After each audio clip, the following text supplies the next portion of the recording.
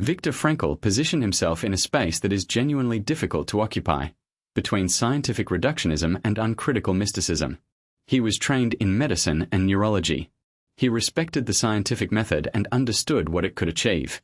He was also unimpressed by the assumption, widespread in 20th century psychology and still influential, that explaining the biological or psychological mechanisms of an experience is the same as explaining the experience.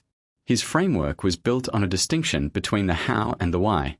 Science, at its best, explains mechanisms. How does the brain generate the experience of pain? How do neurotransmitters influence mood? How does memory consolidate during sleep? These are legitimate and important questions, and science answers them well.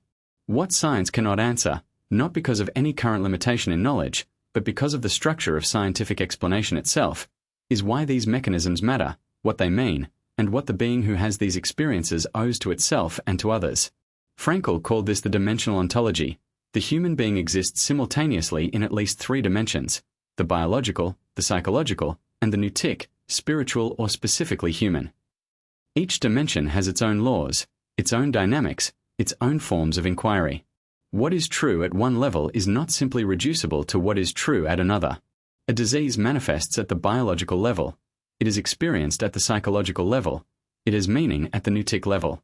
Treating any one of these as the complete account produces an inadequate picture.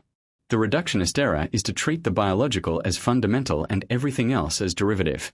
On this view, meaning is what the brain does when it processes certain kinds of experience, a useful fiction generated by neural mechanisms that can in principle be entirely explained in physical terms. Frankl rejected this not on religious grounds, but on phenomenological ones.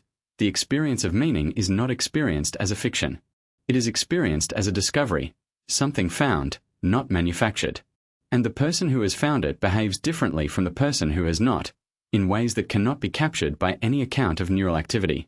He pointed to patients, including, memorably, Nobel laureates who had arrived at his office in the grip of existential despair, whose biological and psychological dimensions were apparently intact. No organic pathology, no identifiable psychological disorder. And yet they were suffering from something that he could only describe in noutic terms, an absence of meaning. No amount of neurological sophistication could detect this absence, because it is not a biological phenomenon. It is a noutic one. Frankl was equally critical of the mystical escape, the retreat into spiritual frameworks that simply ignore the biological and psychological realities of human experience. The person who explains their depression as a spiritual crisis and refuses pharmacological help when pharmacological help is indicated is making the opposite error, collapsing the biological into the noutic. Both errors impoverish the treatment. His third way was genuinely demanding, to hold all 3 dimensions simultaneously, to know which tools apply to which level, and to resist the temptation to reduce one to another. This is harder than either reductionism or mysticism, because it requires genuine interdisciplinary humility, the physician admitting that the biological account is insufficient, the philosopher admitting that the spiritual account needs empirical grounding. The practical implication is clear in contemporary terms.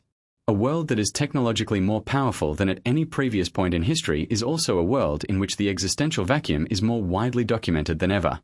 Frankl would not have been surprised. Technology addresses the biological and psychological levels with extraordinary effectiveness. It does not address the noutic level at all. And the noutic level, the level at which meaning, purpose, and value are either present or absent, is where human beings ultimately live. The question that science cannot answer is the question that people cannot stop asking. Subscribe to the Psychology of Viktor Frankl to explore more of his timeless ideas.